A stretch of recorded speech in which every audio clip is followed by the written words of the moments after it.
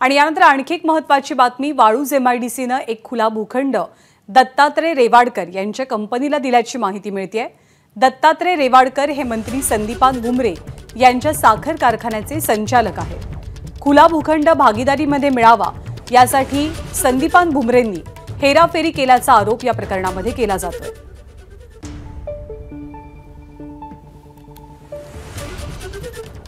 RK royal कन्स्ट्रो आणि Renuka Devi Venkatesh sugar या ज्या दोन कंपनीचे या कंपनीचे मालक जे आहेत दत्तात्रय रेवाडकर आणि मणियार, हे रेवाडकर आणि मणियार हे भुमरेंचे भ्रष्टाचाराचे मोठे हस्तक आहेत।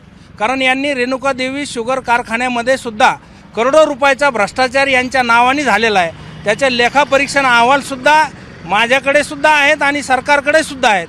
ज्या ठिकाणी इंडस्ट्रीज आरक्षण आहे त्या ठिकाणी ते ग्रीन झोनचं आरक्षण नेलं व ज्या ठिकाणी रहिवासी क्षेत्र आहे त्या ठिकाणच्या ग्रीन झोनमध्ये इंडस्ट्रीज आरक्षण आणलं आणि या आरके कन्स्ट्रक्शन आणि रेणुका देवी व्यंकटेश शुगर यांच्या माध्यमातून संदीपान भुमरे यांनी हा प्लॉट बळकावण्याचा प्रयत्न केलेला आहे। एबीपी माझा, उघडा डोळे बघा नीट।